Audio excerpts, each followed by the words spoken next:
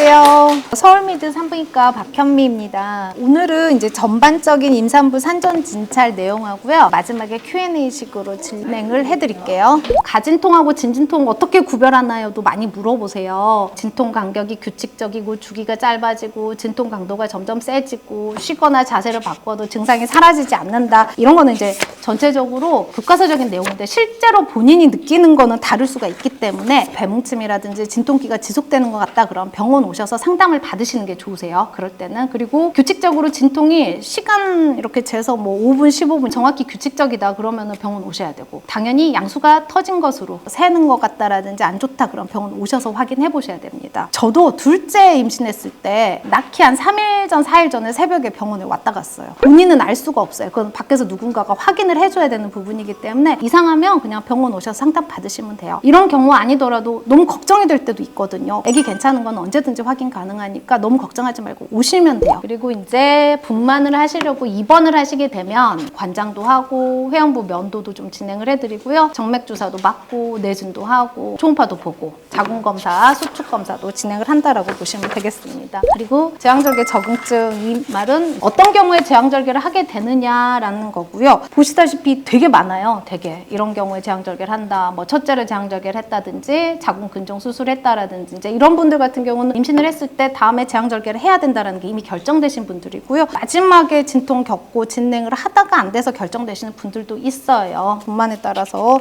제왕절개 적응증은 이렇게 나눠질 수 있다는 거고요. 이제 주로 많이 질문을 하셨던 부분들에 대해서 조금 뽑아봤어요. 자연분만하고 제왕절개. 자연분만은 이제 장점, 출산의 고통을 느끼는 대신에 빠른 회복, 감염, 출혈 등의 합병증이 적을 수 있다는 이런 장점이 있음에도 불구하고 요즘에는 제왕절개 분만율이 증가하고 있어요. 왜 이렇게 제왕절개가 늘어나는지 봤더니 출산 연령이 고령화되면서 고령 산모분들은 아무래도 자연분만보다는 제왕절개 가능성이 좀 더 올라가는 거고, 출산율이 감소하고, 그리고 비만 여성도 많이 올라가게 됐고, 검사가 많이 정확해져가지고 아기가 위험한지 안 위험한지에 대한 판단이 상당히 빨라졌기 때문에 제왕절개율이 좀 늘어났다라고 보시면 될 것 같아요. 결국은 분만은 어떤 방법이냐가 중요한 게 아니고 안전한 게 최우선이라고 생각을 하시면 돼요. 자연분만 하다가 수술로 변경되는 경우도 있죠. 아기가 위험하거나 이제 양수가 터졌는데 24시간 이상 지났는데 아기가 나올 것 같지 않을 경우에는 당연히 이제 제왕절개 들어가야 되고, 태반 조기방이라는 거는 아주 응급 상황이에요. 그런 경우에는 위험하지만 자연분만을 할 수가 없는 상황이고, 분만이 안 되는 경우 당연히 제왕절개로 들어가야 되는 게 맞다라고 보시면 됩니다.